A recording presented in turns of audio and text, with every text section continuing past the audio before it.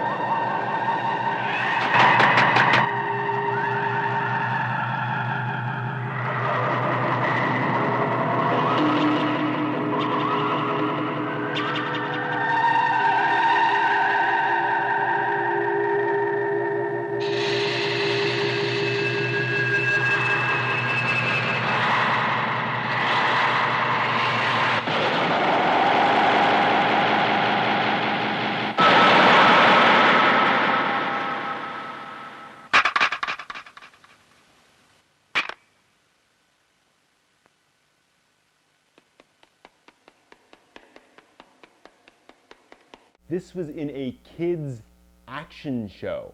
Now, I must warn you about one element of the show that I found awkward. The first few episodes focus on a side story in which Harlock is trying to protect a small girl on Earth.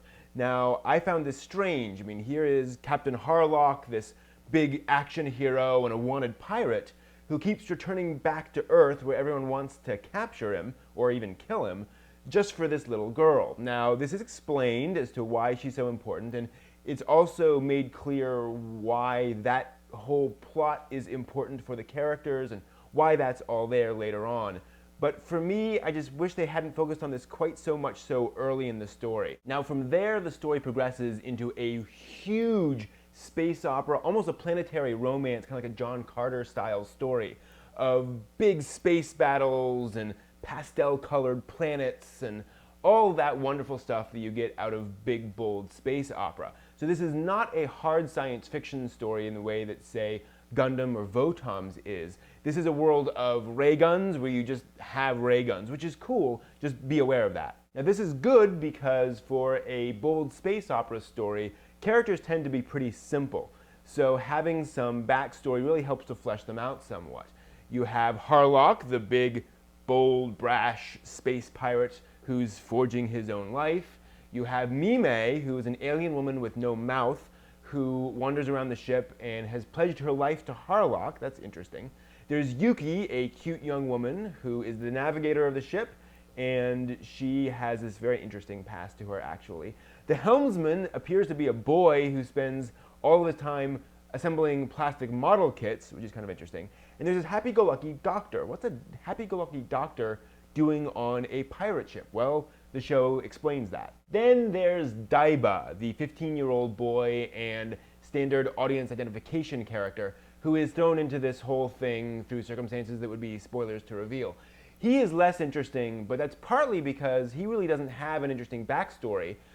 This story of Captain Harlock is his backstory. This is where he will get his interesting history. And because this is about him growing up, it's really more about just the dumb mistakes that he makes, which is fine. And this actually highlights an interesting aspect of the show, the contrast between Harlock and Daiba. And this is done quite a few times in the show. Daiba is constantly rushing in where angels fear to tread. Harlock is frequently counseling patients and saying, we got to look and see what's going on. But just as frequently, he will charge forward into situations that seem like suicide, even to Daiba. But that's because Harlock has experience, and he's learned a lot from what's out there. Harlock is all about taking what you know and using it appropriately and finding the appropriate balance between action and observation. Now, the opponents of Captain Harlock are the Mazone. A couple interesting things about them. For one, they're all female. At least you only see females for the large majority of the series. And that is something we certainly are not used to seeing in anime, this very gender thing, especially with Harlock being a guy. There's this interesting sort of gender element to them. Moreover, as it's revealed later, and no spoilers here, they're not complete megalomaniacs. They want to take over Earth, but there are actually reasons why they're doing that. So I actually really appreciated that. Another interesting thing, when a Mazone dies, she screams like a banshee. Her body literally catches on fire. She collapses, burns to ash. So here's the thing, and I use the word banshee quite carefully here. I mean, literally, it's this high-pitched, agonizing scream every time a Mazone is even shot.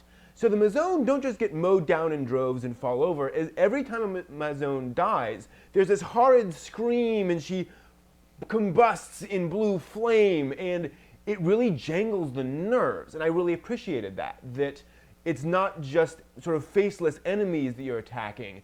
It looks like it's actually horribly painful for them to die, which is something you definitely don't see often in action stories.